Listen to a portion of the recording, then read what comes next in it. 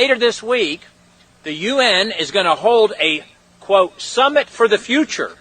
And they're going to produce, this is right from their website, an intergovernmentally negotiated, action-oriented pact for the future with a chapter on transforming global governance. Ascending beyond the powers being sought by its subordinate agency, the WHO, the UN is seeking even broader and more powerful authority, as you will hear a lot about today. The Biden-Harris administration apparently intends to fully support the surrender and compliance of the U.S. to the UN in these endeavors. Part of that plan, of course, is to induce the gradual surrender of American sovereignty, piece by piece and step by step, to various international organizations, of which the United Nations is the outstanding but far from the only example. Here are the aims for the United States. 1, greatly expanded government spending for every conceivable means of getting rid of ever larger sums of American money as wastefully as possible. 2, higher and then much higher taxes. 3, an increasingly unbalanced budget despite the higher taxes. 4, wild inflation of our currency. 5, government controls of prices, wages, and materials, supposedly to combat inflation. 6, greatly increased socialistic controls over every operation of our economy and every activity of our daily lives. This is to be accompanied, naturally and automatically, by a correspondingly huge increase in the size of our bureaucracy and in both the cost and reach of our domestic government. 7, far more centralization of power in Washington and the practical elimination of our state lines. There is a many-faceted drive at work to have our state lines eventually mean no more within the nation than our county lines do now within the states. 8, the steady advance of federal aid to and control over our educational system, leading to complete federalization of our public education. 9, a constant hammering into the American consciousness of the horror of modern warfare, the beauties and the absolute necessity of peace. Peace always on communist terms, of course. And 10, the consequent willingness of the American people to allow the steps of appeasement by our government which amount to a piecemeal surrender of the rest of the free world and of the United States itself. Shalom. I want to give all praises, honor, and glory to Yahweh, Bahasham, Yahweh Shai, Bahasham, Rakak Wadash. Double honor to the apostles and elders of Great Millstone who rule well.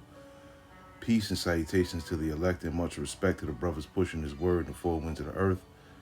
And shalom to you few sincere sisters out there as well. It's Brother Ariel coming at you with another lesson here. This is Proverbs 28:15. As a roaring lion and a raging bear, so is a wicked ruler over the poor people. Okay? And yeah, so the New World Order is officially here, man. Okay? And this is something that, for me personally, I've known about since the early 90s. Since I was a teenager, around 13, 14 years old, I knew that one day a New World Order would be in place. Okay? And now it's coming to pass. Okay? Because America has given up its sovereignty. Okay? And it's given up the ability to rule itself in order to, unite with other countries to rule the world together. Okay, so they can rule the world collectively. And that's pretty much what the New World Order is, man. The nations coming together to rule all the people collectively in one mind, okay, and one objective, which is total and complete domination over the people, man. All right, and it's here now. The beginning stages of the New World Order are in place right now, man. All right, let's get Proverbs 29 and 2, and it says, when the righteous are in authority, the people rejoice. And that's what's going to happen when Yahweh Shai comes, okay? And the kingdom is on the earth, and the earth will flourish in righteousness, man. The people are going to rejoice, okay? Not just the Israelites, but the other nations as well. Not not for the first 1,000 years, because they all will be in captivity under us, okay? But after that, 1,000 years of captivity is up for them. You know, the nations will rejoice, all right? Because at the end of the day, the nations, they tolerate Esau, which is the so-called white man at the end of the day. But they don't like him. They don't respect him. But they know that this man is in rule right now, okay? So it says, but when the wicked beareth rule, the people mourn. And this is why we are in the house of mourning right now, man.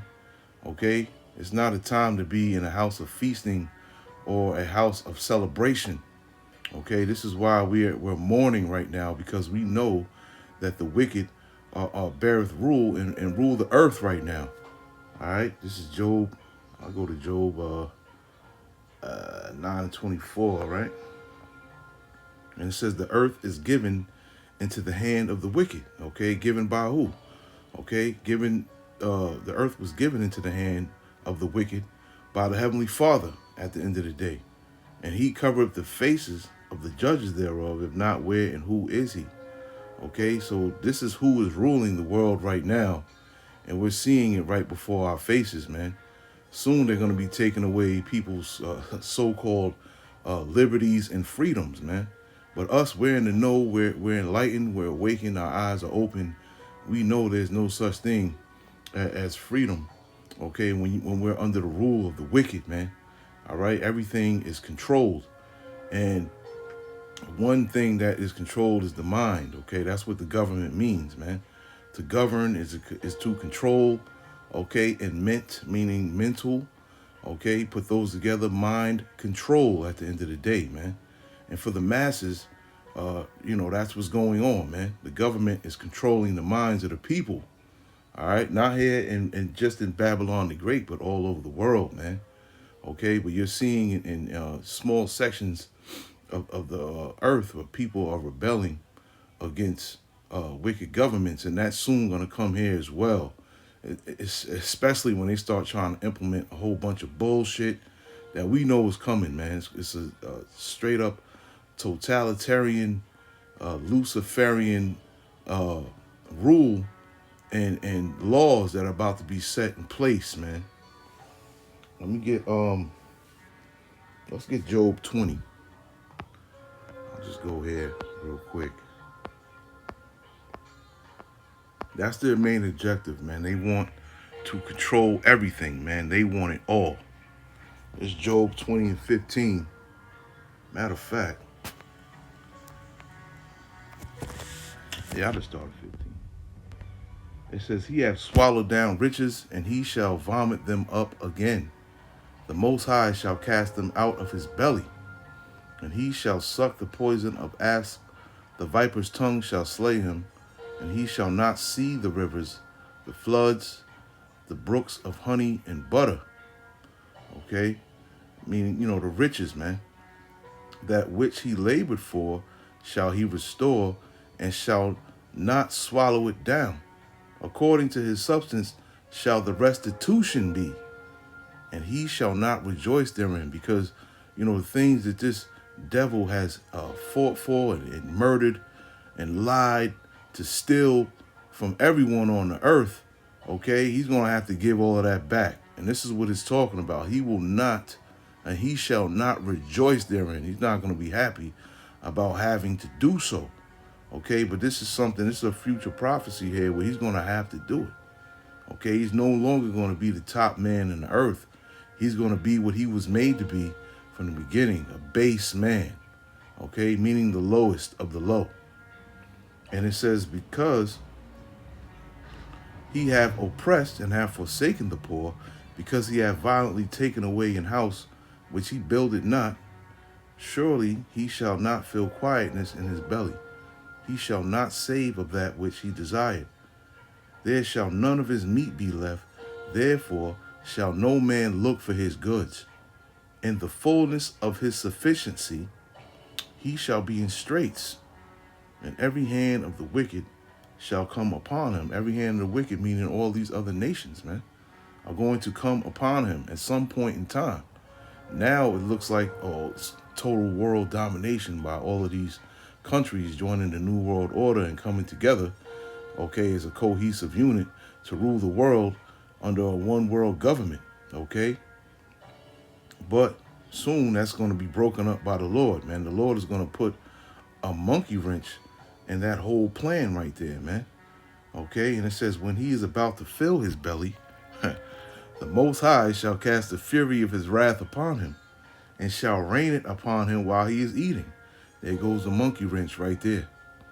He shall flee from the iron weapon, Salakia, which is the nuclear missiles, the ICBM, nuclear warheads, the missiles, and the bow of steel shall strike him through. It is drawn and cometh out of the body, yea, the glittering sword, right? Talking about the missiles coming out of his gall. Terrors are upon him, okay? When he sees them missiles coming over here, yes, that man's going to be in terror because he's going to know that that's the end of his kingdom. But the majority of the kings of the earth, the so-called kings of the earth, are not going to be in America when this goes down. They're going to be elsewhere, okay?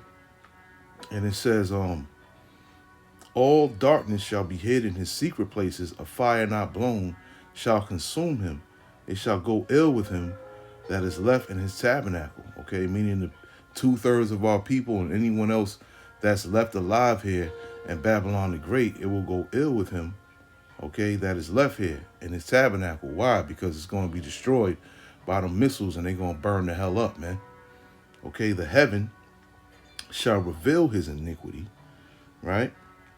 And the earth shall rise up against him. Okay, and this is future prophecy. I believe it's in Jeremiah 50:51. Okay, when all of the other nations will begin to attack America at the end of the day. Okay, the earth is about to rise up against this man because they know that he is the wicked. Okay, the wicked of the wicked. Okay, so it may seem like this man is winning right now, but he's about to meet his demise very soon. Let's get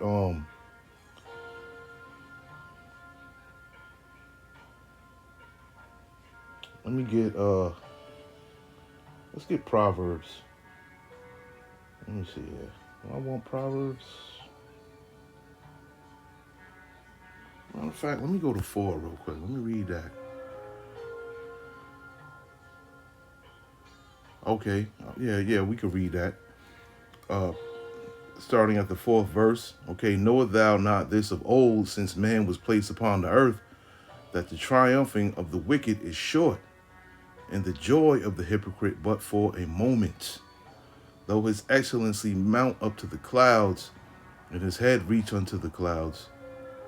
Okay, it says, though his excellency mount up to the heavens, and his head reach up unto the clouds, yet he shall perish forever like his own dung. They which have seen him shall say, where is he? And he shall fly away as a dream, and shall not be found. Yea, he shall be chased away as a vision of the night. And the eye also which saw him shall see him no more, neither shall his place any more behold him. Okay, and this man is about to be eviscerated off the planet. If you read Obadiah 1:18, okay, that's the end of Esau right there, as we know him, so-called white man. All right, so like it says here, you may see it may seem like he's winning, but he's about to lose, man.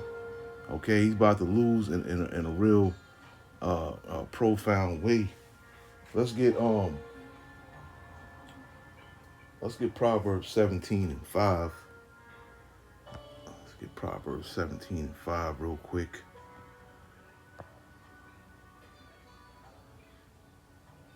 Right, because it says, whoso mocketh the poor, right? And don't these rich individuals out here, so-called kings of the earth, the so-called celebrities and whatnot, They mock us, man. They mock the poor, okay? Not remembering their humble beginnings, okay? Well, I'm talking about entertainers for the most part. Were poor just like us, all right? These people that are in rule, that rule the earth, have never been poor, have never really been in adversity, and they've lived deliciously on the earth for as long as they can remember, okay? But that is all about to change. It says, whoso mocketh the poor reproacheth his maker, and he that is glad at calamities shall not be unpunished. And this is what they seek to create is calamities for the people, man. Hardships for the people. This is something that they get off on, okay? This is something that they get off on. If you ever watched the movie Trading Places with Eddie Murphy and Dan Aykroyd, that's a a beautiful way of seeing it. This is how they really get down, man. To take a try and take a man, because what they did, I don't know if you saw the movie, but they took a man from a higher prestige and brought him low, and they took a man of low degree and brought him up, okay, and they did it through falsehoods, lies, and wickedness at the end of the day, man. So if you haven't seen that, it's a good movie, but that's pretty much how Esau gets down, okay? He loves to put people in between a rock and a hard place, if you will, all right? But he's not going to go unpunished for doing so. Let's get Proverbs 30. Proverbs 30 and 14, right? And it says,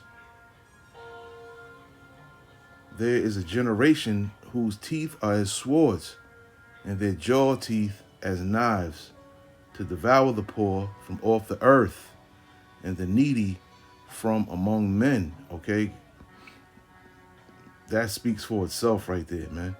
Okay? Like I said, they look at the poor as something that's not worth life. That's not worth living. Okay? And this is what they ultimately want. They want the poor, off of the earth. In some states, they've made it to where you being homeless and sleeping on the streets is a felony, man. That's something that's a felony now in some states. For you to be homeless, for you to be sleeping on city streets is a felony, okay? And we all know it's all big business when it comes to the prisons and all that. That's just to get more inmates in the prison so they can make money off of more inmates, man. That's all it is at the end of the day. Everything is about money, man, okay? And this is what this New World Order is, and this is what this, them giving up sovereignty, the ability to rule on their own, rule on, over their people on their own. It's a power move, man. That's all it is. Okay, and we closer to the end game, man. This is yet another prophecy coming to pass right before our eyes, man. And many people are not paying attention to this, but this is something big here, man. This is something big. I'm going to end it here. Let me get Isaiah 29 and 15, and I'll just end it here. It says, woe unto them that seek deep to hide their counsel from the Lord, and their works are in the dark. And they say, who seeth us and who knoweth us? Okay, and that's what they're doing. They're working in the dark. They're going to bring this to the people or the sheeple, the ones that really have no understanding of what's going on. And they're going to present it to them like it's something that's going to benefit them and something that is good for them. Okay, but ultimately it is anything but that. Okay, and they do these things in the dark, thinking that the Lord, just because they are in the dark, they don't think the Lord can see what they're doing. Okay? They don't think the Lord can hear their thoughts. Okay? They don't think the Lord can see what they're going to do before they're going to do it. Okay? But the Lord is the one that is ultimately making them do what they're doing, man. Okay? So they think they slicksters and they're going to get away with what they're doing, but they're not. Okay? Because the Lord is the great puppet master. All right? So he's orchestrating everything that we see in front of us, everything that is happening, that is about to happen, okay, or has happened already, is orchestrated of the Lord, man. Once you know that, that gives you, great understanding of what, what goes on, okay? Or what is going on. It's all of the Lord at the end of the day, man. And that's what gives us comfort, man. The knowledge, wisdom, and understanding of these scriptures, okay? And of the Lord's ways, okay, gives us comfort, man, and stability. So yeah, this is big news here. And yeah, Lord willing, something else pops off tomorrow, and in the next day, and the next day, until we can't do it anymore. Okay, so I want to say shalom to the next one. Lord willing, this lesson was edifying. Shalom.